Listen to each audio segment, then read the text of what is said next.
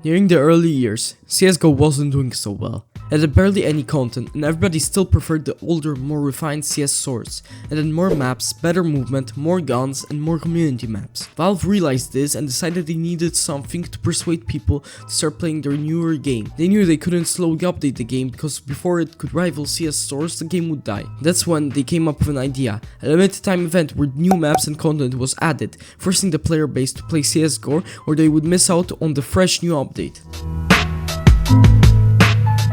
Operation Payback was Valve's first attempt for fixing CSGO. It released on July 31st in 2014. They decided to try something that no video game at the time has ever tried, that being a video game pass. For only $5.99, you could play on 7 limited time community maps, 4 of them being hostage rescue and free bomb defusal. And the best part is that all the sales of the pass would go to the makers of the map. Besides that, they would also get a bronze, silver and gold coin depending on how long you played on the map. And that's it. People just found this operation to be nothing special and quickly moved on with their lives. At the end, Valve ended up raising $150,000 for all the community maps. But little did the CSGO fans know that Operation Payback was just Valve touching the water, and now they are ready for something bigger. On September 19th, 2014, Operation Bravo launched, and I think nobody was ready for what this operation would bring. First of all, they brought some of the most iconic maps to the game. Maps like Overpass, Cache, and Cobblestone stood the test of time and are some of the most iconic CS2 maps to date. But we can't talk about the Operation Bravo without mentioning the elephant in the room, and this time the elephant is huge. This update brought it with the first ever skins from the Bravo collection and All Collection Alpha.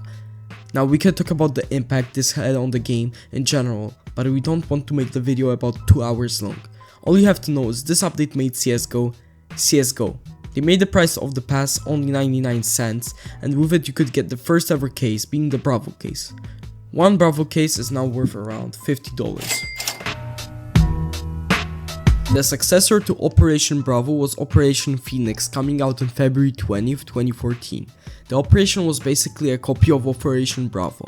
They added the new Phoenix case with skins such as the Op Asimov and the AK Redline. They brought back and added some new community maps like the Seaside. They raised the price of the pass to now $3. Operation Breakout started on July 1st and brought a lot of welcome changes to the operation structure. Instead of the usual one operation case, Valve now added 3 new collections and a case which you could unlock from completing missions. CS also blessed us with some very iconic skins like the infamous Dragon Lord, Butterfly Knife and the M4A1S Masterpiece. Besides that, they also added a journal where you could track your stats and compare yourself to other players on the leaderboard. Of course, Valve added some new maps, most of them being ass, but overall this operation was a huge W for CSGO. Operation Vanguard, coming out on November 11th, 2014, reformed and gave us 84 new campaign missions. Campaign missions are solo or co-op missions where you had to complete different tasks.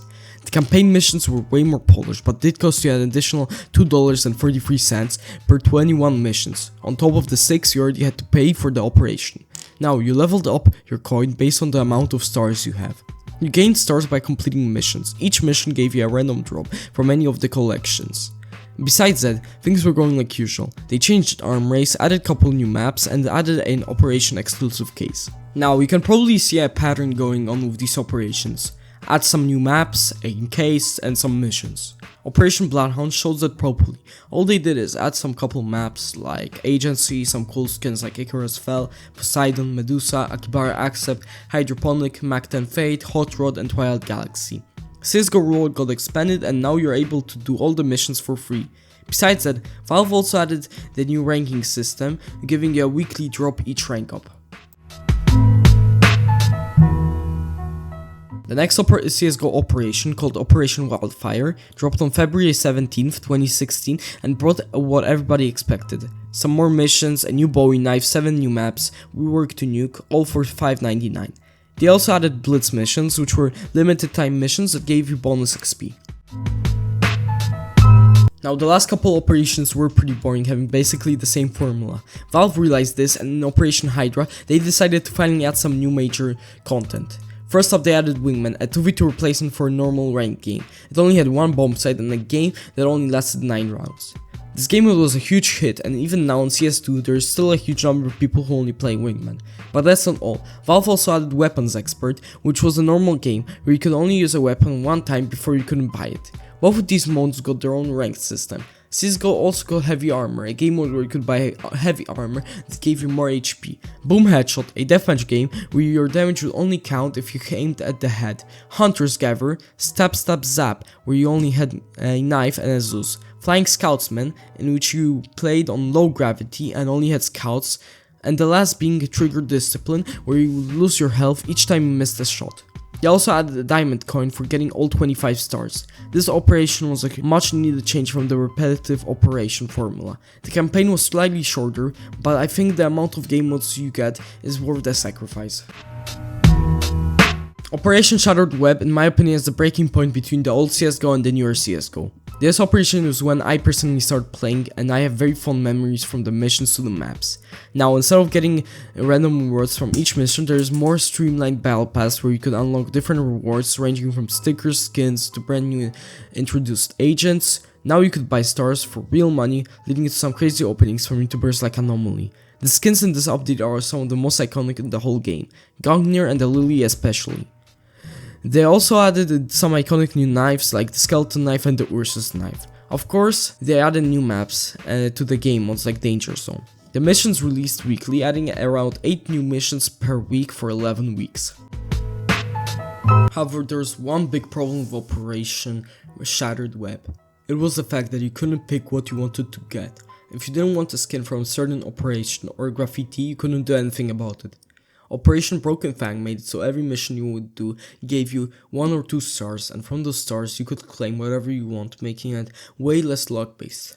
Suddenly the missions started to become more and more boring, and the old campaign missions were nowhere in sight. Overall, besides the story work, this operation didn't really offer anything too new.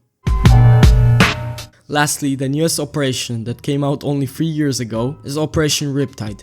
To be honest, this operation doesn't have really anything special besides some new fire skins like the Golden Arabesques. They added a couple new maps and some new collections. Besides that, that's it. Thank you for watching the video, that would be it for today. I hope you enjoyed the video. Comment down below what was your favorite operation or if we missed anything else in the video.